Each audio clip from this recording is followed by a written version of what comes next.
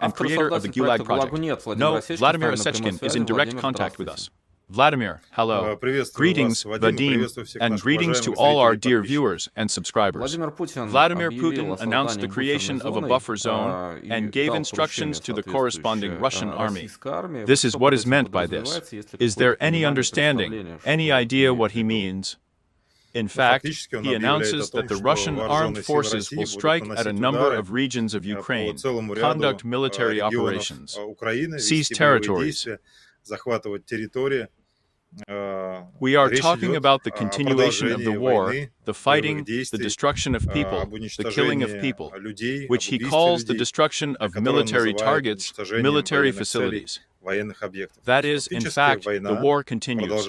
In other words, it turns out that all of Donald Trump's initiatives that he has undertaken, well, you can already put an end, yes, to this negotiation process or its imitation, because the creation of a buffer zone, as I understand it, still implies the seizure of new territories that have not yet been captured by the Russian Federation. He wants to grab something else. Yes, he has given himself this right. He does not feel any restrictions. He understands that there are still no serious new sanctions that in any way jeopardized his regime. Therefore, he declares that he will continue fighting. Well, this is the wording of the buffer zone. What right does he have to create a buffer zone from the point of view of international law? In fact, we are talking about the continuation of the war, the continuation of missile and bomb artillery strikes on the territory of Ukraine, and the killing, respectively, of Ukrainians. Will continue to commit occupation and war crimes. And he has not yet received any decisive rebuff. All the conversations are still just conversations. They are not painful for his regime. Well, yes, and if we go back to Donald Trump, his negotiator Stephen Witkow, and so on, all these several months of inflating cheeks, negotiations, such pauses with a smart look, all this ends with this zilch, and the continuation of the war, but only with the wording buffer zone.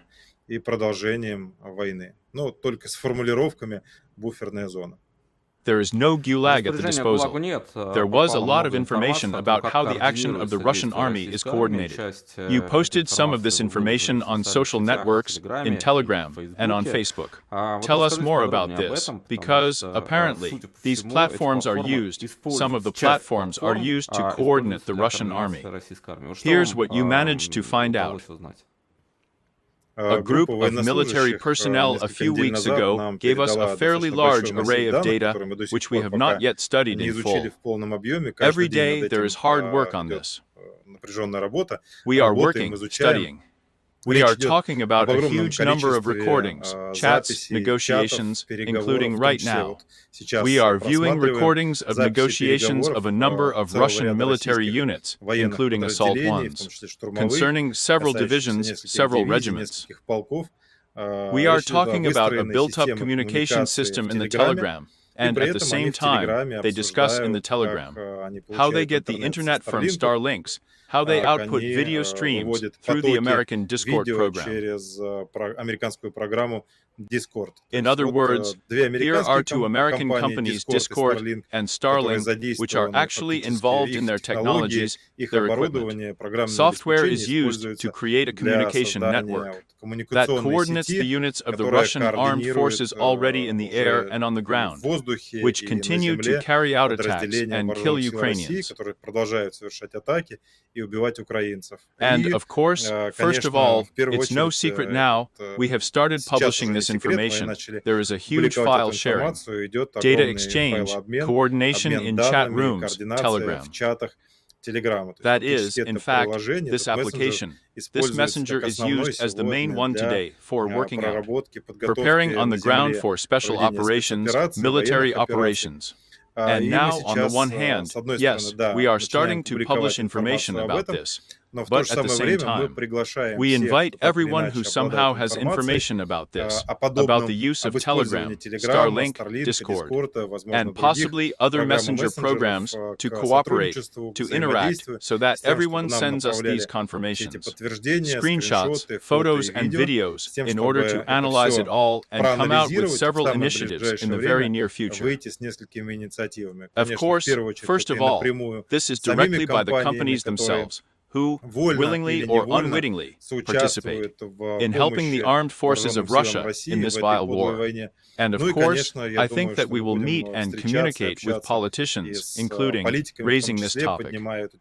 In this case, in my opinion, it is obvious that such things need to be stopped by those companies that position themselves as Western companies that belong to those persons, or are founded by those persons who now have passports and citizenship of the United States of America, France, for example, like the same Pavel Durov, and so on. In my opinion, they are certainly obliged here to at least stop this criminal use of Telegram for military purposes, in order to continue war crimes and this criminal military aggression, which has been going on for the fourth year against Ukraine.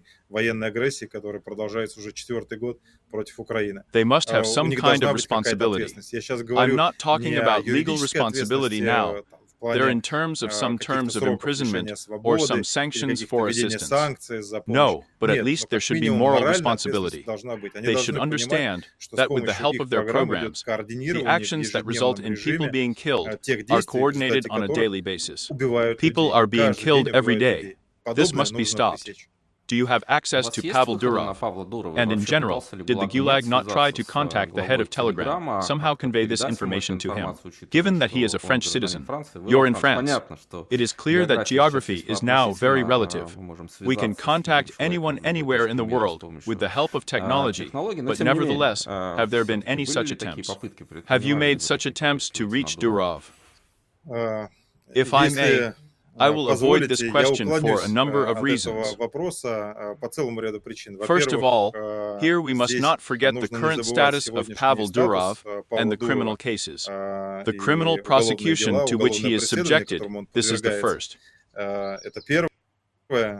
He is in a vulnerable position in this part.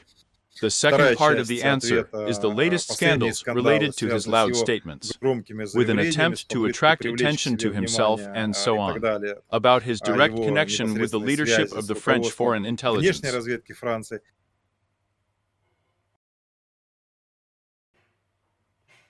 And the third is the communication channels, let's say, through which we transmit this information. And we know that the United States Embassy in France here in Paris has already received information on Discord and on Starlink. And I understand that Telegram's management, at least, already understands what it's about. I think Pavel Durov, in any case, will have to react in the very near future. I will not disclose details yet, because our task, I emphasize once again, is not a hype, not a scandal. And in this case, not some kind of espionage intelligence activity. We have a human rights peacekeeping mission. In our opinion, it is very important to do everything possible so that those people who at least report that they adhere to Western values, democracy, freedom of speech, and so on, so that their affairs do not differ from the words and the position they took, including obtaining citizenship France or some other Western countries. I think we will find common ground here and work out some common position. In any case, there is a problem. It is obvious. It is fixed. There is a huge amount of evidence for this. We are sharing this information with a number of countries and diplomatic agencies, and, of course, we have been discussing this with those who are engaged in investigations, with investigators, with prosecutors for the last 2 weeks. Therefore, I think that a little later we will talk in more detail, including about the reaction of the opposition and Mr. Durov on this issue. Spy networks. You mentioned just now that there is no such goal. But if we talk about various espionage intrigues, then, of course, a high-profile case is that it was possible to uncover a Russian spy network in Brazil. Agents were trained there.